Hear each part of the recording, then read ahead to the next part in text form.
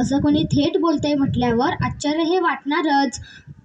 आणि त्यात माझ्याकडे तुमच्यासारखा अँड्रॉइड आणि तसला मोबाईल नाही, नाहीतर व्हिडिओ कॉलच केला असता. म्हणून थेट मीच आले आहे तुमच्याशी प्रत्यक्ष बोलायला, खूप दिवसापासून मनात साठलेलं थोडं मोकळं करायला. खरं सांगू, मला खूप अभिमान वाटतो या तुमच्या कर्तृत्वाचा. अगदी रिक्षापासून अंतरिक्षापर्यंत तुम्ही सर्व क्षेत्रात उंच भरारी घेत आहात.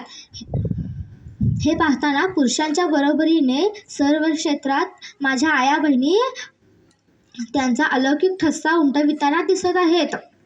मुलगा मुलगी दोन्ही समान ही घोषणा केवळ कागदावर न ठेवता तुम्ही अंमलात आणली व मुलींना बरोबरीचे स्थान देऊन त्यांचा नारी सन्मान करताय हे पाहताना माझा ऊर भरून येतो. ज्या हाल अपेष्टा सहन करून मोठ्या अग्निदिव्याने आम्ही दोघांनी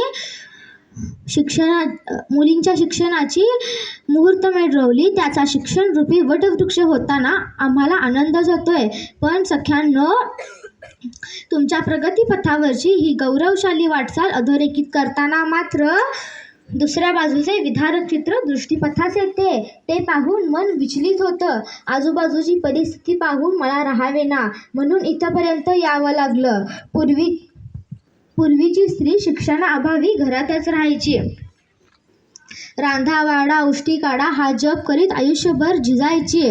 तर आजची स्त्री दिवसभर नोकरी करूनही घरी आल्यावर घरकामात गुंतून घेते स्वतःला. तिच्या नशिबाचे हे बंदिवान जिनं कधीही संपलं नाही. आजही वाचायला मिळतायत. आजही भर रस्त्यावर लुटली जाते स्त्रियांची आबरू, त्यांच्यावरील अत्याचार, हिंसाचार आजही होतोय. आजही वर्तमानपत्राच्या प्रत्येक पानावर वाचायला मिळतंय. अल्पवयीन मुलींचा छळ, फसवणूक आजही होतीये. मग सांगा माझ्या सख्यांनो, काय फरक पडला या 21व्या शतकात? एकीकडे डिजिटल इंडियाचे नारे वाजतायत तर दुसरीकडे आपल्याच आया बहिणींचे मुद्दे पाडतायत. ही कसली क्रांती? ज्ञान, विज्ञान, तंत्रज्ञानाची प्रगती म्हणायची की भारतीय संस्कृतीची विकृती? खूप वाईट वाटतं. जीव तिळ तुटतो माझा ही विदारक परिस्थिती पाहून.